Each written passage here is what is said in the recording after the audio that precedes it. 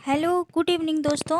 तो आपका स्वागत है अपने यूट्यूब चैनल में।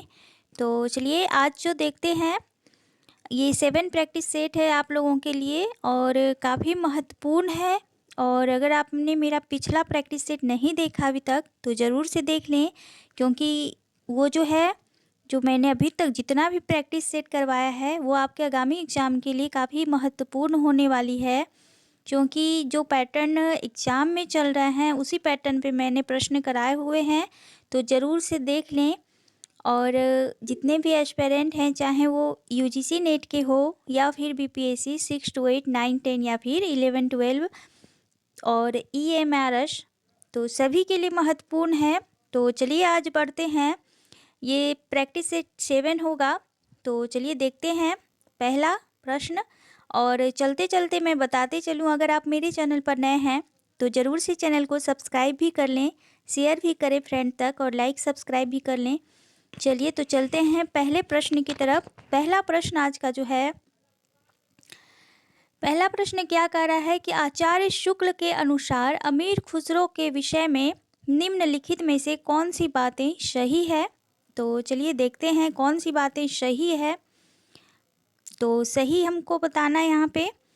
तो कबीर की अपेक्षा खुसरो का ध्यान बोलचाल की भाषा की ओर अधिक था, तो ये सही हो जाएगा। खुसरो का लक्ष्य जनता का मनोरंजन था, ये भी सही है। खुसरो के समय में बोलचाल की स्वाभाविक भाषा घिसकर बहुत कुछ उसी रूप में आ गई थी जिस रूप में खुसरो में मिलती है, तो ये भी सही है। और चौथा देखें तो खुसरो धर्मोपदेशक थे, अतः उनकी वाणी पोथियों की भाषा का सहारा लिए हुए है, तो ये नहीं सही है, ऐसा शुक्ल जी ने नहीं कहा है। तो ये ए बी और सी ऑप्शन आपका सही होगा। तो देखते हैं ऑप्शन में कहाँ पे है आपका A B C, first option ही आपका सही होगा। चलिए दूसरे प्रश्न की तरफ बढ़ते हैं। दूसरा प्रश्न क्या कह रहा है, निम्नलिखित काव्य कृतियों में से कौन सी रचनाएं ऐसी है जो सन 1936 ईस्वी में प्रकाशित हुई थी। तो कौन सी है, तो सबकी देख लेते हैं। कामायनी 1935 है, गुंजन 1932 है, ठीक है।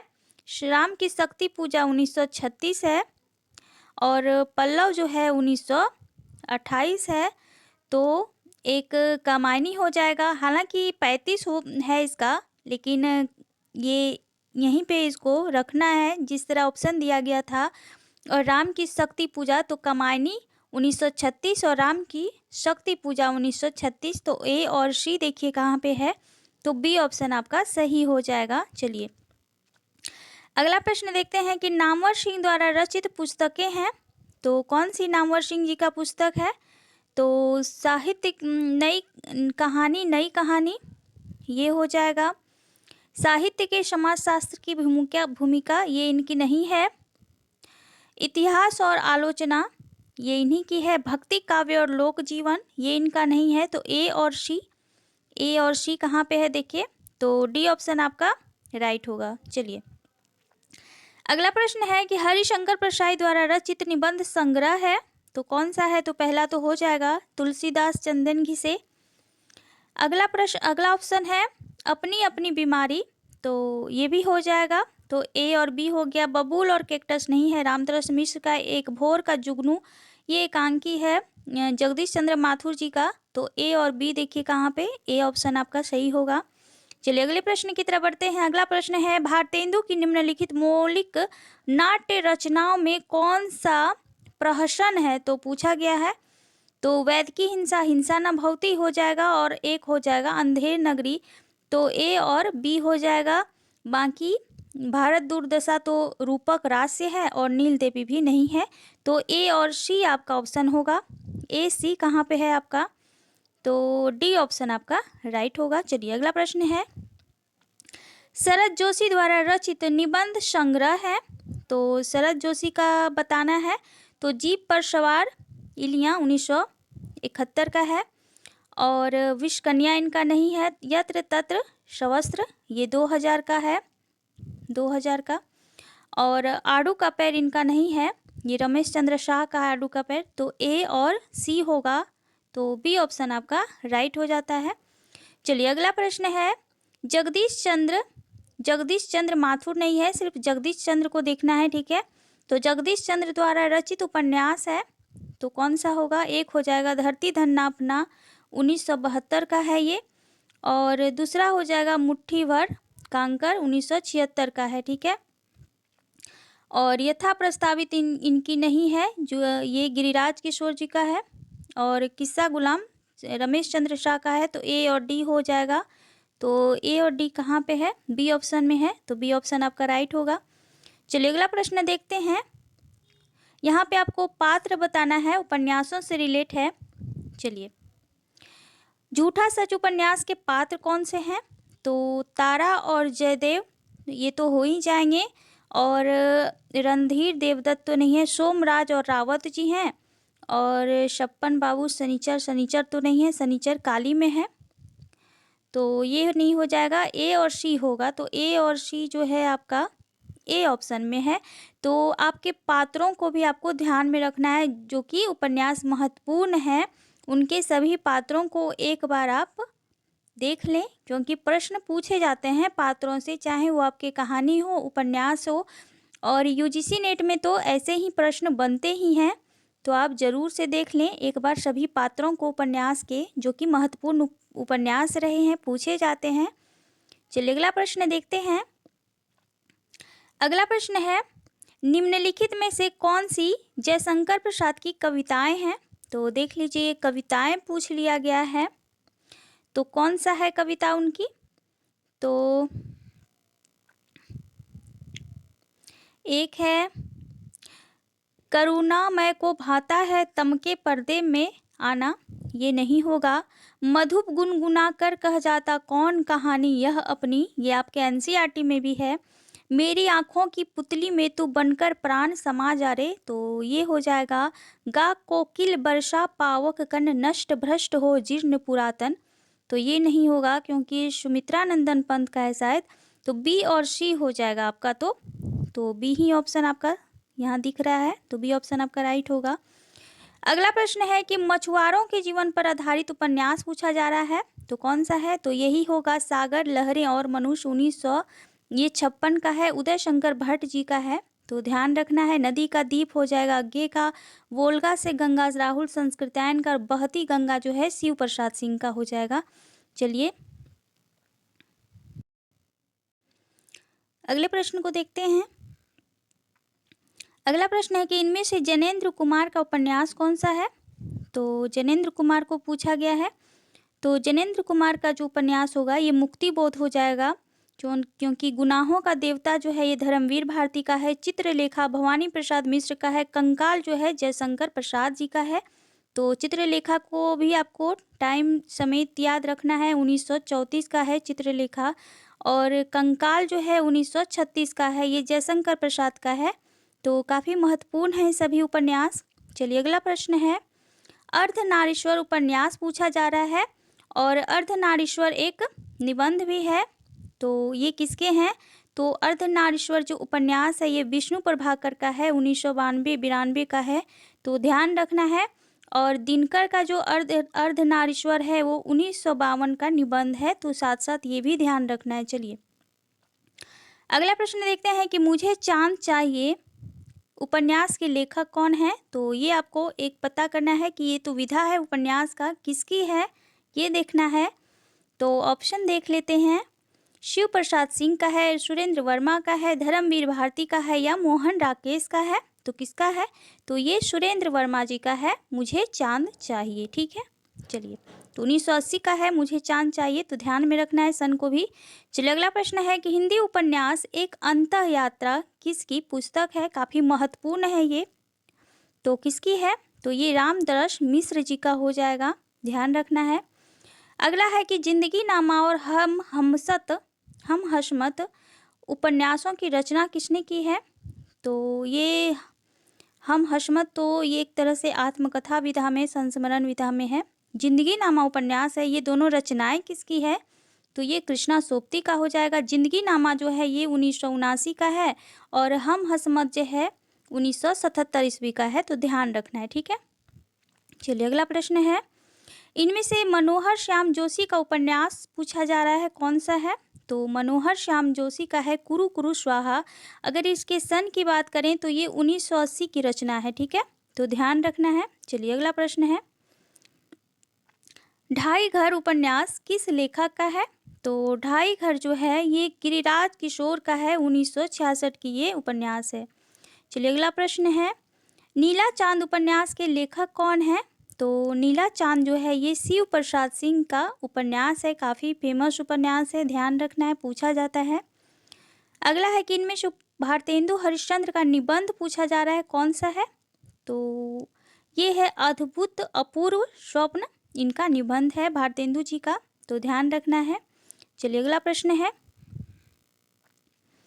भारतेंदु हरिश्चंद्र के नाटकों की सबसे महत्वपूर्ण विशेषता कौन सी है? तो उनमें राष्ट्रीय सांस्कृतिक जागरण पाई जाती थी ज़्यादातर।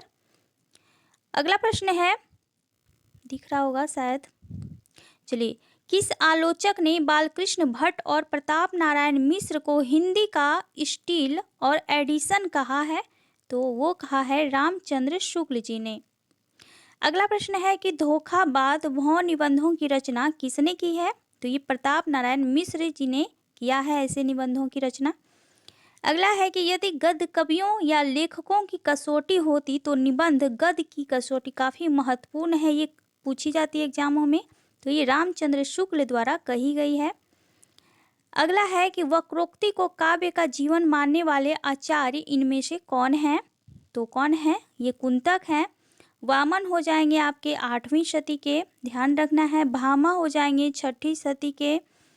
कुंतक हो जाएंगे 7वीं के, ठीक है, और कुंतक 11वीं के हैं, ठीक है, और दंडी हैं 6ठी शताब्दी के, तो सभी को ध्यान में रखना है, पूछा जाता है। चलिए अगला है कि काव्य मीमांसा रचना किसने की है? तो ये राजशेखर का है काव्य मीमांसा।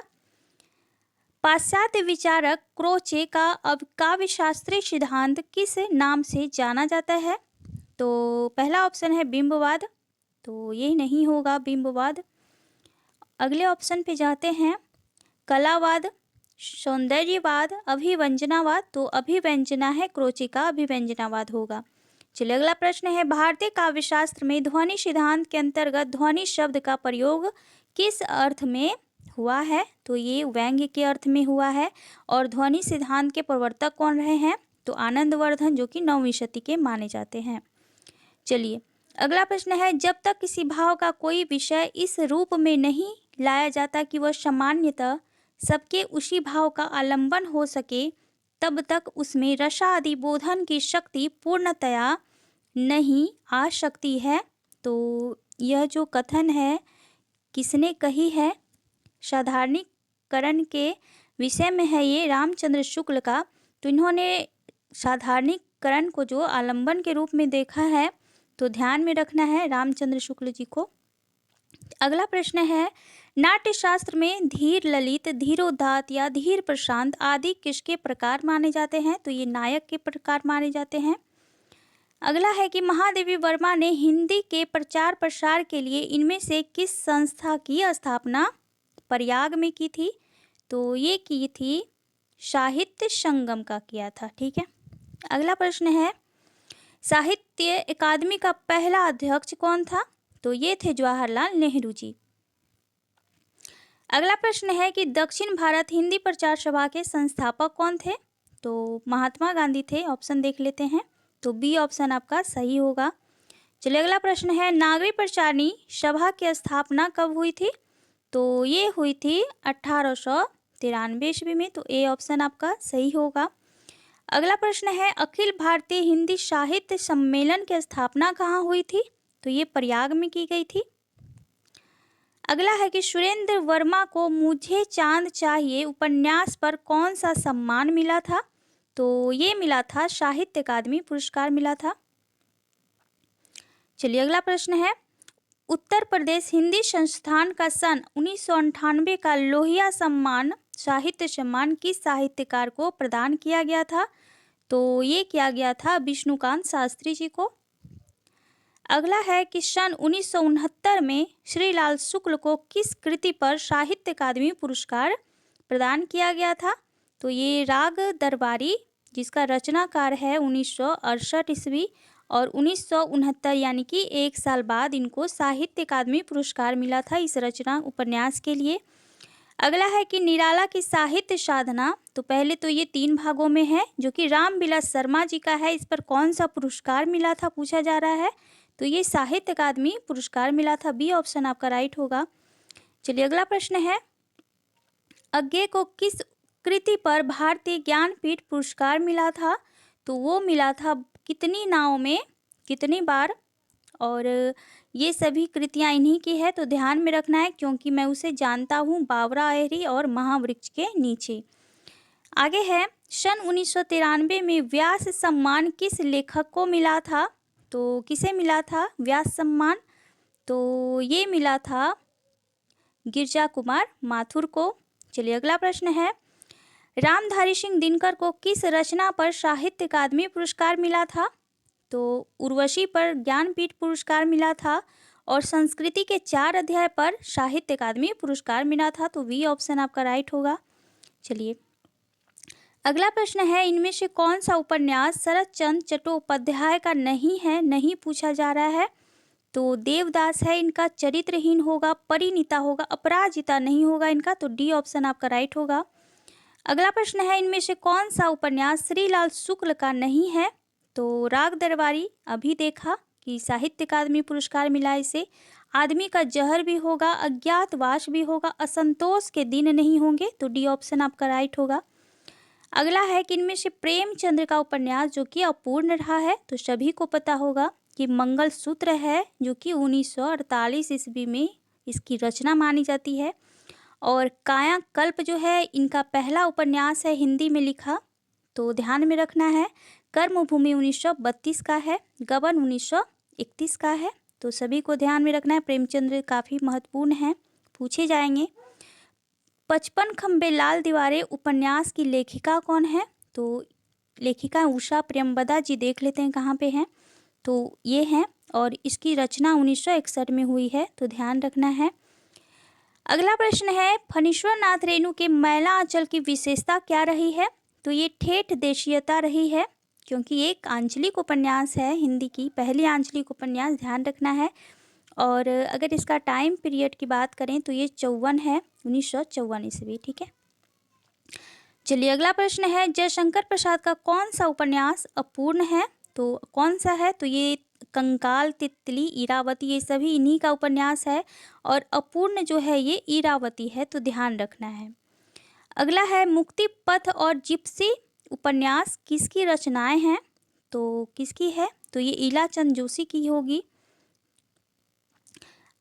अगला क्वेश्चन है, महाभोज किसकी रचना है? तो ये मनु भंडारी का होगा, 1979 की रचना है महाभोज। चलिए अगला प्रश्न है, और आज का लास्ट प्रश्न है, कौन सा असंगत है? तो असंगत पूछा जा रहा है। तो हजारी प्रसाद द्विवेदी ने पद्मावत को हिंदी में अपने ढंग की अकेली ट्रेजिक कृति कहा है। तो हजारी प्रसाद द्विवेदी जी ने नहीं कहा है, बल्कि शाही जी ने कहा है, देवनारायण शाही ने। तो ध्यान रखना है, तो यही गलत हो जाएगा। बाकी को देख लेते हैं, सही है जो पद्मावत का नागमती वियोग खंड हिंदी साहित्य की अनुपम निधि है, ये सही है। प्रेमाख्यानक काव्यों में 5 चौपाई के बाद एक दोहा देने की परंपरा निम्नांकित कृतियों में पाई जाती है। वो कौन कौन सी कृति है? एक है मृगावती, मधुमालती, इंद्रावती और सत्यवती कथा। तो काफ़ी इंपॉर्टेंट ये फैक्ट हैं, ध्यान में रखना है। और चंदायन भी है, आलमकृत माधवानल कामकंदला है, जिसमें एक दोहा देने की परंपरा, इसमें 5 चौपाइयों के बाद एक दोहा दी गई है। और अगला ऑप्शन है कि प्रेमाख्यानक काव्यों में 7 चौपाई के बाद एक दोहा देने की परंपरा निम्नलिखित कृतियों में पाई जाती है, वो पद्मावत है और चित्रावली है, तो काफ़ी महत्वपूर्ण है। तो चलिए आज के लिए बस इतना ही दोस्तों, फिर मिलते हैं एक नए सीरीज के साथ। तो ज़रूर से बताइएगा कैसा लगा आज का प्रश्न। और ये प्रश्न काफ़ी महत्वपूर्ण है आपके आगामी एग्जाम के लिए। तो बिना स्किप के पूरी वीडियो को देखें और बने रहें मेरे साथ। और चैनल पर नए हैं तो ज़रूर से चैनल को सब्सक्राइब भी कर दें, शेयर भी करें अपने फ्रेंड तक। चलिए, थैंक यू सो मच आज के लिए, फिर मिलते हैं।